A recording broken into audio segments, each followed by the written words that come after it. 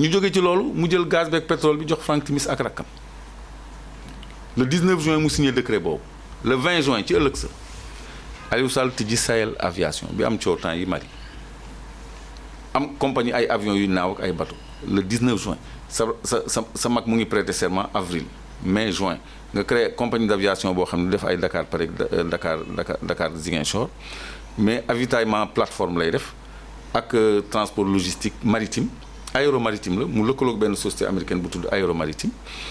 kooku jël 49% Aliou Sall jël 26 partie Corée mi nga xam ne seen nit la jël 25 noonu la Sahel aviation bi dañu ko créé le 19 juin 2012 le 20 juin plutôt 2012 te le 19 la ñu signé Petro-Tim donc yooyu mu teg noonu yëpp te mu leer ci ñun te mu doon ay këyit ay firnde te rapport inspection générale d'État numéro 92 ni ko sa ñaari décret yi joxe Petro-Tim baaxul rapporté ko mu bañ yooyu yëpp ay base légale de poursuite la pour haute trahison à l'endroit du chef de l'État Macky Sall 1000 milliards u Covid yi bu ñu ko audité dafay am problème fu mu dugg Mansour Faye goro bi nee na moom du joxe facture du joxe donc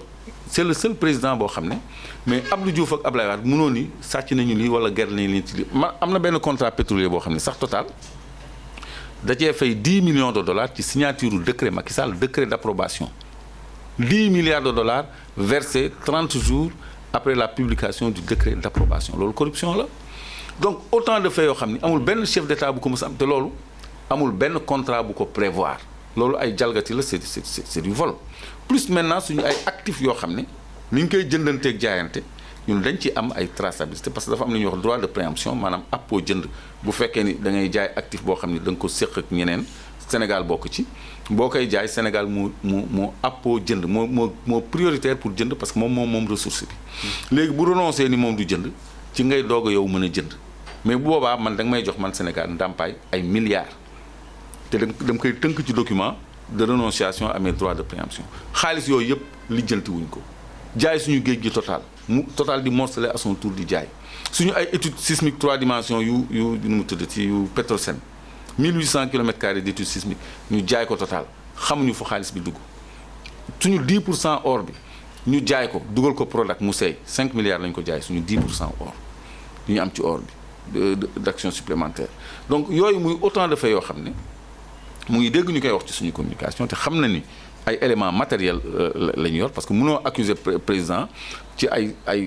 mais topp président moom beneen mbir la parce que. trahison sax cour de justice nag topp président moom beneen mbir la du lu yomb c'est prévu par la loi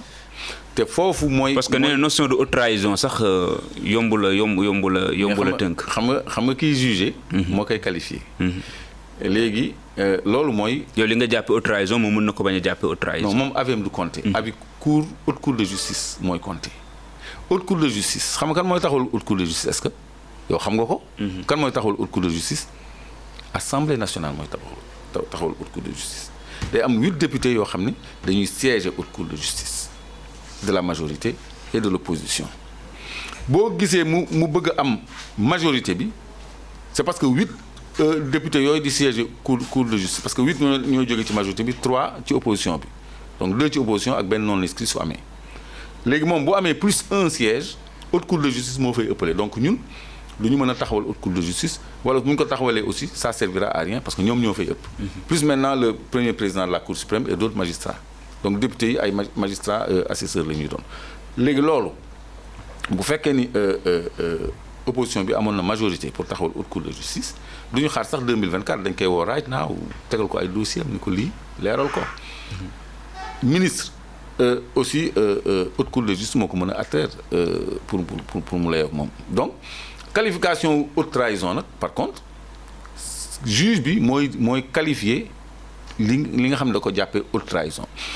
2425 milliards yoo xam ne Sénégal moo ko waroon moom nga ni baale nga ko loolu haute trahison la alal bu Sénégal moom nga jël ko jox ko sa rakk signal ko mu créé benn société anonyme unipersonnelle benn nit Aliou Sall. muy Petro-Tim Sénégal mais société boobu noonu yaa ngi wax société sànq Sahel boobu nga doon tudd. Sahel aviation bi boobu est-ce que am ngeen ay kayit yi firnde ne Aliou Sall moo ko moom. mais xam nga procureur mu may dégg. Aliou Sall mu may dégg c'est pas la première fois may wax loolu mais acte notarié bi mën naa la ko yónnee sa téléphone c'est un acte notarié acte notaire la notaire. Patrick Correa 25%, Aliou Sall 26%,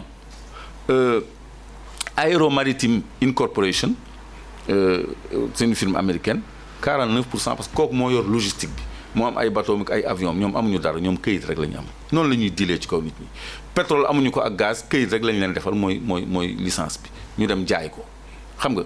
retenir ci ay royalties sur 40 ans mu nekk entre 9 000 et 12 milliards de dollars moom la BBC def moyenne bi 10 milliards de dollars ci base boobu la ñu diviser ko par 17 millions de Sénégalais naan Aliou Sall suñu 400 000 mais royalties yooyu ñu signé contrat de devance yooyu ñu signé ci këyit bu ñu leen defaral moom moo leen jural xaalis boobu yëpp te ñoom ñu ngi ci actionnaire yooyu c'est de la haute trahison parce que lu ñëpp bokk la nga jël ko joxe ko donc bëri na ba rakkam bi mu teg biir caisse de dépôt et consignation te ni woon du ko mës a signé le décret. mais jóge na fa mais def na fa ñaata temps def fa 2 ans. jàggu fa def na fa 2 ans. mais yàggu fa. mais def na fa plus de 2 ans. C'est suffisant parce que xam nga Aliou Sall xam nga lan moo tax warul nekk caisse de dépôt et consignation ñaar c'est pas un expert financier ñun am nañu de hauts cadres de la finance yu am ay 40 ans d'expertise et d'expérience ñooñu ñoo nekk ministère des finances ñoo nekk partout ñoo nekk ministère du budget